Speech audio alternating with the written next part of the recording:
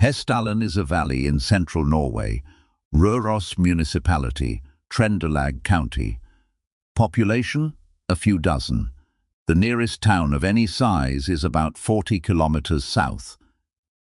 In January 1984, a small group of Norwegian engineers and physicists drove up a mountain road into that valley, set up optical instruments, and began taking measurements. They were not looking for something supernatural.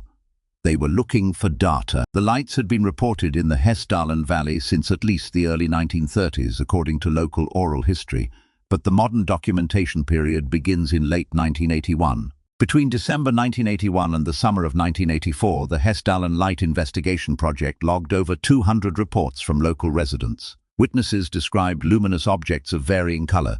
White, yellow, and red were most common, hovering or moving through the valley, sometimes for stretches of up to 2 hours. The objects were reported both above the ridgelines and below them, close to the valley floor. What made local authorities take this seriously was not the volume of reports, but the occupations of some of the people making them. Engineers at the nearby mining operations, a school teacher, a local council member. These were not anonymous accounts. On June 3, 1983, 5 leaders from 3 organizations formed the management team that became Project Hessdalen. Those organizations were UFO Norge, UFO Sverige, and Foreningen for Pikobiofysik. Among the 5 founding leaders was Strand, an electrical engineer trained at the University of Trondheim. The project's stated aim, documented in their 1984 field report, was to apply standard geophysical instrumentation to whatever was producing the reports. Strand later joined Østfold University College as an assistant professor in 1988, and that institution became a key institutional home for the project's ongoing work. The first observation campaign ran from January 21 to February 26, 1984. 19 days of fieldwork, 53 recorded observations. That figure comes from the project's own published field report. During the 1984 campaign, the team recorded the lights using 35mm cameras, a spectrum analyzer, a seismograph, a magnetometer, a radar unit borrowed from the Norwegian Defense Research Establishment, lasers, Geiger counters, and infrared viewers. The instrument list and findings were compiled in the final technical report, Part 1, authored by Strand, and dated January 5, 1985. On multiple occasions, the lights appeared simultaneously on both the optical instruments and the radar. Radar returns require a physical object or a medium with sufficient electromagnetic density to produce a reflection. That correlation is documented in Strand's 1985 report and has been cited in subsequent peer-reviewed literature.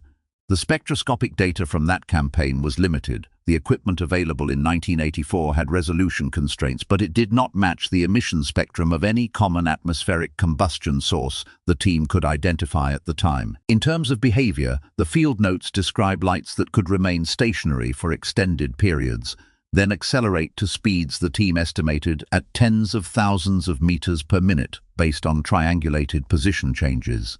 Those estimates carry significant uncertainty. Triangulation over irregular terrain at night introduces substantial error. The report did not claim to identify a cause.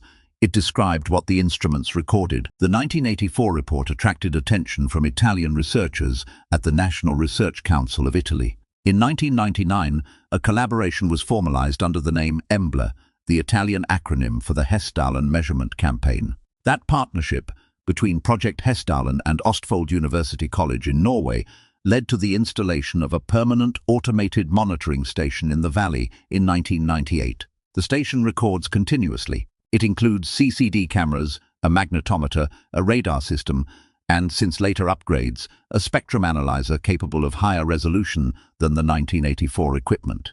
As of the most recent published status reports from Project Hessdalen, the station has captured hundreds of additional light events on camera. The EMBLA campaigns of 2000 and 2001 produced spectroscopic data that was subsequently analyzed and published in peer-reviewed journals, including a 2004 paper in the Journal of Scientific Exploration by Massimo Teodorani, an astrophysicist then affiliated with the INAF Research Institute in Italy. Teodorani's paper described the lights as showing characteristics consistent with a self-luminous plasma-like phenomenon. He was careful to note that this description was phenomenological. It described what the data looked like, not a causal explanation. So what does 40 years of instrumented observation actually show? The honest summary is this. The lights are real in the sense that they register on multiple independent instruments simultaneously. They are not a purely visual or perceptual phenomenon. The radar and camera correlations rule that out, at least for the events where that correlation was recorded.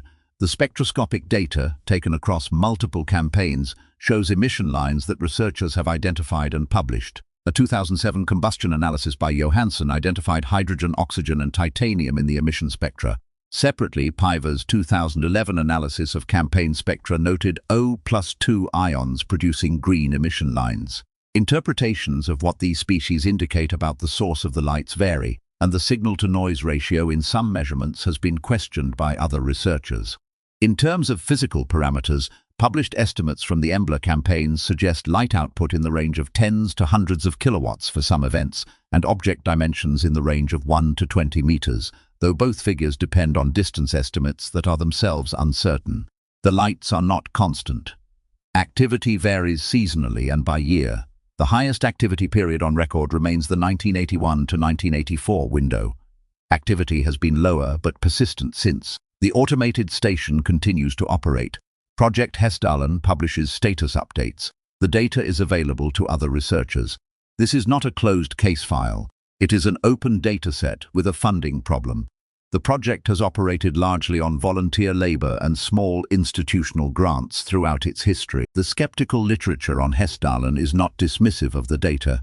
It disputes the interpretation.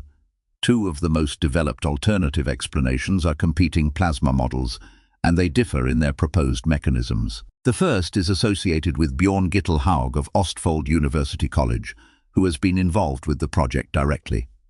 His proposal, published in 2010 in the journal Acta Astronautica, volume 67, pages 1443 to 1450, is that the Hessdalen Valley air contains an unusually high concentration of dust carrying scandium, sourced from local geological deposits. He proposes that this scandium-bearing dust, under specific atmospheric conditions, could undergo combustion and produce self-sustaining ionized plasma.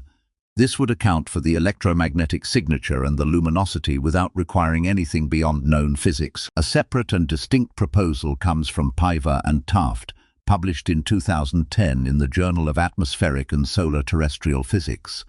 Their model proposes that radon emanating from local geology, combined with specific atmospheric conditions, could produce Coulomb crystal plasma structures. This is a different mechanism from Hauge's scandium combustion model, and the two should not be conflated. Critics of both models point out that neither fully accounts for the reported maneuverability, the directional changes and accelerations described in witness accounts and triangulation estimates. Others argue that thermal convection and valley air currents could produce some of that apparent behavior in a buoyant plasma mass. A simpler category of explanation covers a portion of the reports: misidentification.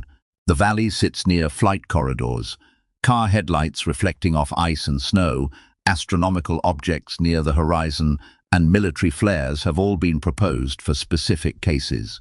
The project's own researchers have acknowledged that not all logged events are of the same type or origin. What is not seriously disputed, some events in the dataset remain without a satisfying conventional explanation. That is the actual state of the literature. Project Hessdalen is still active. The automated station in the valley was upgraded most recently in the 2010s, and the project has collaborated with university students and researchers from multiple countries who visit to conduct additional measurements. A documentary film was produced in 2012. The film's accuracy and editorial framing should be treated separately from the scientific record. Hessdalen also receives periodic attention in the UAP policy context. ARO's 2023 report to Congress emphasized that inconsistent sensor coverage is a primary obstacle to resolving unexplained aerial phenomena. Project Hessdalen has been running exactly that kind of continuous, dedicated instrumentation in a fixed location since 1984. Cameras, radar, and spectrometers operating around the clock in a valley where the phenomenon reliably recurs. The valley is open to visitors. The automated station is visible from the road. What Hessdalen offers that almost no other case in this subject area does is continuity. 40 years of instrumented observation in a fixed location by researchers who publish their methods and make their data available. The lights have not been explained. they have also not gone away. The combustion plasma models are the most scientifically developed proposals on the table.